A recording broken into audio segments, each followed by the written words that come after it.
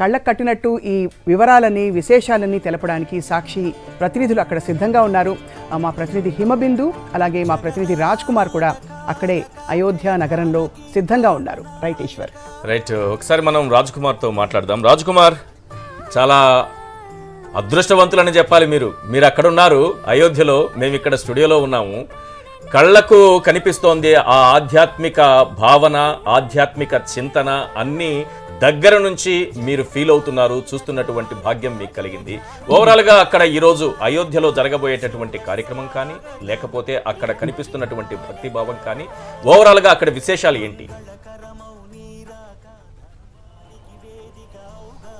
ఖచ్చితంగా మీరు స్టూడియోలో ఉన్నప్పటికీ, మేము ఇక్కడ ఉన్న గ్రౌండ్లో ఉన్నప్పటికీ సాక్షి టీవీ గత 3-4 రోజుల నుంచి కళ్ళకు కట్టినట్టు ఇక్కడ అంటే మనం అక్కడ ఉన్నటువంటి తెలుగు వారికి ఇక్కడ ఏం జరుగుతుందో ప్రతి క్షణం మీకు ప్రత్యక్ష ప్రసార ద్వారా అందిస్తున్నాం. ప్రతి విశేషాన్ని మీకు చెప్పేటువంటి ప్రయత్నం చేస్తున్నాం. ఇవాళ కూడా చాలా సుదినం అనుకోవచ్చు, మేము కూడా చాలా పుణ్యం చేసుకుంటేనే ఇక్కడికి వచ్చామనుకోవచ్చు. మన తెలుగు ప్రేక్షకులు ఎవరైతే మన సాక్షి టీవీ అయోధ్యలో చూస్తున్నారో, అక్కడ చూస్తున్నారో, వాళ్ళు కూడా పుణ్యం చేసుకున్నారనుకో. ఓన్లీ ఒక సాక్షి టీవీ మాత్రమే మనం వెనకాల చూపిస్తున్నాం రామాలయము.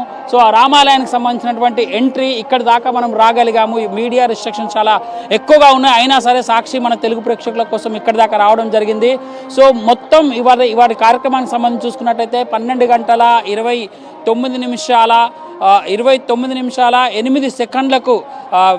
బాలరాముడి విగ్రహ ప్రాణ ప్రతిష్ఠ ప్రారంభమవుతుంది.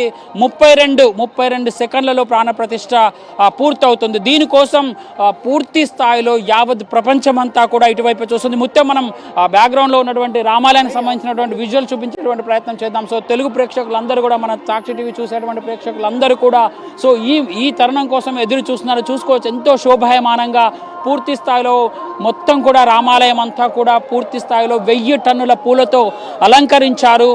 మనం ఇక్కడ ఉన్నటువంటి ప్రతి భక్తుని ఎవరిని పలకరించినా సరే అణువణువు పులకరిస్తున్నటువంటి నేపథ్యము, అణువణువు పులకరిస్తున్నటువంటి దృశ్యాలు మనకు కనబడుతుంటాయి. దాదాపుగా 8,000 నుంచి 9,000 మంది వరకు వివిఐపి భక్తులను ఇక్కడికి ఇన్వైట్ చేయడంతో మొత్తం అంతా కూడా ప్రస్తుతానికైతే వివిఐపి మూమెంట్ కంప్లీట్గా ఉంది. మనం చూసుకోవచ్చు, మొత్తం తెలుగు రాష్ట్రాల నుంచి కాదు, దేశవ్యాప్తంగా ప్రపంచవ్యాప్తంగా ఉన్నటువంటి వివిఐపీలంతా కూడా ఇక్కడికి రావడం జరుగుతోంది. మొత్తం మనం టెంపుల్నే చూపించేటువంటి ప్రయత్నం చేద్దాం కంప్లీట్గా. టెంపుల్కి సంబంధించి నిజంగా ఇది చూడాలనుకునేటువంటి వాళ్ళకు కన్నుల పండుగగా ఉంటుంది. కన్నులు 1000 కళ్ళతో ఎదురు చూస్తున్నటువంటి వాళ్ళకంతా ఉంటుంది. బాలరాముడిని చూసేందుకు చాలామంది కూడా ఇక్కడికి వస్తున్నటువంటి సిచ్యువేషన్స్ కనబడుతున్నాయి. ఇక ప్రధానమంత్రి మూమెంట్స్కి సంబంధించి నాతో పాటు మన డిప్యూటీ ఇన్పుటేటర్ వెంకటేష్ కూడా ఉన్నాడు. వెంకటేష్ మీకు అందిస్తారు. 500 ఏళ్ల నాటి హిందువుల కళ మరికొన్ని క్షణాల్లో సాకారం కాబోతుంది. బాలరాముడి విగ్రహానికి ప్రాణ ప్రతిష్ఠ జరగబోతుంది. ఆ నేపథ్యంలో ఈ కార్యక్రమంలో ప్రత్యక్షంగా పాల్గొనేటువంటి మహద్భాగ్యం 7,000 మంది విఐపీలకు లభించింది. సినీ, వ్యాపార, రాజకీయ దిగ్గజాలందరూ కూడా తరలి వస్తున్నారు. చూడొచ్చు, రాజకీయ దిగ్గజాలు, వ్యాపార దిగ్గజాలందరూ కూడా ఈ కార్యక్రమానికి వస్తున్నారు. వారికి సంబంధించినటువంటి కాన్వాయ్, భారీ ఎత్తున కాన్వాయ్ మనకు కనబడుతోంది. ఈ కాన్వాయ్లోనే పెద్ద ఎత్తున వీరందరూ వస్తున్నటువంటి దృశ్యాలు మనకు కనబడుతున్నాయి. కొద్దిమందితో మాట్లాడేటువంటి ప్రయత్నం చేద్దాం. పెద్ద ఎత్తున సాధు సంతులందరూ కూడా ఈ కార్యక్రమాలకు విచ్చేస్తున్నారు. మరికొద్ది క్షణాల్లోనే ఈ కళ సాకారం అవుతున్నటువంటి వేళ చాలామంది ఆహ్వానితులందరూ ఈ కార్యక్రమానికి తరలి వస్తున్నారు. ప్రధానమంత్రి నరేంద్ర మోడీ ఈ ఉదయం 10 గంటలకు రాబోతున్నారు. ఆయన ఇక్కడికి 11 గంటలకల్లా అయోధ్యలోని రామ మందిరం వద్దకు చేరుకోబోతున్నారు. అటువంటి ఒక మహద్భాగ్యం ఈరోజు ఇక్కడ వచ్చినటువంటి వివిఐపీలు ఎవరైతే ఉన్నారో వారందరికీ కూడా ఈ ప్రత్యక్షంగా ఈ కార్యక్రమంలో పాల్గొనేటువంటి అవకాశం లభించింది. ఆ మేరకు సినీ, రాజకీయ దిగ్గజ వ్యాపారులతో పాటు ఇతర ముఖ్యమైనటువంటి నాయకులందరూ కూడా వచ్చినటువంటి పరిస్థితి. మొత్తానికి ఈ కార్యక్రమం అంతా కూడా సరిగ్గా గంట సేపట్లోనే పూర్తి కాబోతుంది. ఈ గంట సేపటి కార్యక్రమంలో ఏమేమి జరగబోతుంది రాజు? ఖచ్చితంగా ఇవాళ జరిగేటువంటి షెడ్యూల్ని ఒకసారి చెప్పేటువంటి ప్రయత్నం చేద్దాం. 10:25 అయోధ్య విమానాశ్రయానికి ప్రధానమంత్రి చేరుకుంటారు. 10:45 అయోధ్య హెలిప్యాడ్కు చేరుకుంటారు. ఆ తర్వాత 15:55 ఇక్కడ జరిగేటువంటి బాలరాముడి ప్రాణ ప్రతిష్టకు సంబంధించి 10:55 శ్రీరామ జన్మభూమికి ప్రధానమంత్రి వస్తారు. వస్తారు. సో ఉదయం 11 గంటల నుంచి 12 గంటల వరకు రిజర్వ్ కార్యక్రమం ఉంటుంది. మధ్యాహ్నం 12 గంటల 5 నిమిషాల నుంచి 12 గంటల 55 నిమిషాల వరకు ఈ ప్రాణ ప్రతిష్ఠ కార్యక్రమం జరుగుతుంది. మధ్యాహ్నం 12 గంటల 55 నిమిషాలకు పూజా స్థలం నుండి ప్రధానమంత్రి బయలుదేరుతారు. ఒంటి గంట వరకు మనం చూస్తున్నాం విజువల్లో రామ్ చరణ్ మన తెలుగు రాష్ట్రాల హీరో పవన్ కళ్యాణ్ ఇక్కడికి వచ్చినటువంటి విజువల్. రామ్ చరణ్, పవన్ కళ్యాణ్ ఇద్దరు కూడా ఇక్కడికి వచ్చినటువంటి విజువల్ ని మనం లైవ్ లో ప్రత్యక్షంగా చూస్తున్నాం. సో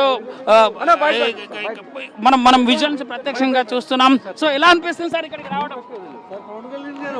సార్ ఎలా ఉంది సార్ ఇక్కడికి రావడం? ఎలా అనిపిస్తుంది సార్? Sir good morning. ఎలా అనిపిస్తుంది సార్? జై శ్రీరామ్ అంటే వెరీ రేర్ ఒక హిస్టారిక్ సిచ్యుయేషన్ అది. సో ఇది పవన్ కళ్యాణ్ చెప్తోంది. తెలుగు రాష్ట్రాల నుంచి పవన్ కళ్యాణ్ లాంటి వారు, రామ్ చరణ్ లాంటి వాళ్ళు కూడా ఇక్కడికి వస్తున్నారు. మనం పవన్ కళ్యాణ్కి సంబంధించినటువంటి విజువల్స్ను ప్రత్యక్షంగా చూపించేటువంటి ప్రయత్నం చేద్దాం. ఇక్కడికి రావడం చాలా సంతోషంగా ఉంది అంటున్నారు. అంటే పార్టీలకు అతీతంగా కూడా చాలామంది ఇక్కడికి రావడం చూస్తాం.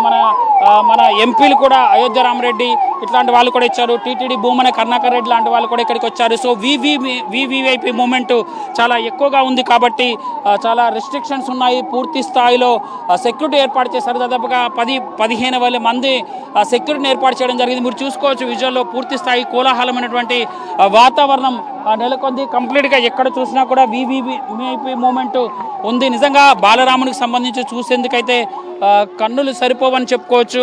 వెంకటేష్, మీకు ఎట్లా అనిపిస్తుంది? అంటే ఉదయం నుంచి అంటే 2-3 రోజుల నుంచి కవర్ చేస్తున్నాం మనం. ఎట్లాంటి దృశ్యాలను ఇవాళ చూసినటువంటి ఒక అద్భుత ఘట్టాలని మనం ఎలా చెప్పబోతున్నాం? చాలా ముఖ్యమైనటువంటి సాధు సంతులు, దేశంలో ఉన్నటువంటి వివిధ పంతులకు మఠాలకు సంబంధించినటువంటి వ్యక్తులందరూ కూడా ఇక్కడికి వస్తున్నారు. మనం చూడొచ్చు చాలా ముఖ్యమైనటువంటి ఫేమస్ గురువు ఉన్నారు ఇక్కడ. परम आनंद है इस घटना का. సో పరమ ఆనందంతో పునీతులవుతున్నట్టుగా బాపు చెప్తున్నారు. అత్యంత ముఖ్యమైనటువంటి సంత్ ఈయనకు ఇక్కడ ఈ కార్యక్రమంలో పాల్గొనేటువంటి ఒక అద్భుతమైనటువంటి అవకాశం లభించింది. సో వీరందరూ ఈ బాలరాముడి ఆలయానికి చేరుకుంటున్నారు. మరికొన్ని గంటలే మిగిలి ఉంది. ఇటువంటి ఒక బృహత్తరమైనటువంటి ఒక ఆధ్యాత్మిక కార్యక్రమానికి హాజరు కావడం పైన ప్రతి ఒక్కరూ సంతోషంతో తమ ఆనందాన్ని వ్యక్తం చేస్తున్నారు. आपको कैसे लग रहा है? अरे भाई ये तो सनातन की जीत है, इससे बड़ा और क्या हो सकता है? कीर्तन बताते हैं राम का तो है ही है, फिर सनातन की सबसे बड़ी जीत है. सनातन ही हमारा सब कुछ है. साधु हो, ब्राह्मण हो, हिंदुस्तान का जो भी हिंदू है सभी के लिए बहुत बड़ी जीत. इस मौके पर कुछ भजन, कुछ कीर्तन? नहीं ये अभी कुछ नहीं है. हम लोग समझ में. हाँ, మొత్తానికి ఇక్కడ వచ్చినటువంటి సాధు సంతులందరూ కూడా ఒక సనాతన ధర్మానికి లభించినటువంటి ఈ విజయం పట్ల వారంతా ఆనందం వ్యక్తం చేస్తున్నారు. 500 ఏళ్ల నుంచి కూడా వీరంతా ఎదురు చూస్తున్నటువంటి ఈ మహత్తర క్షణాలు మరికొన్ని గంటల్లోనే రాబోతున్నటువంటి తరుణం కనబడుతుంది. రాజ్ కుమార్, ఖచ్చితంగా ఒకసారి చెప్పేటువంటి ప్రయత్నం చేద్దాం. అసలు ప్రాణ ప్రతిష్ఠ అనేది ఈ రోజే ఎందుకు జరుగుతుంది అని చెప్పడానికి సో మన దగ్గర కొత్త ఇన్ఫర్మేషన్ అయితే ఉంది. సో ఇది పుష్యమాసం శుక్లపక్షంలో వస్తుంది, ద్వాదశి రోజున, కాబట్టి ఒక శుభముహూర్తంగా నిర్ణయించినట్టుగా తెలుస్తుంది. అదేవిధంగా ఈరోజు మహావిష్ణువు సాగర మథనంలో సాయం చేసేందుకు తాబేలుగా మారతాడని తాబేలుగా మారాడని పురాణాలు చెప్తున్నాయి. కాబట్టి ఇది ఒక శుభముహూర్తంగా నిర్ణయించినట్టుగా తెలుస్తోంది.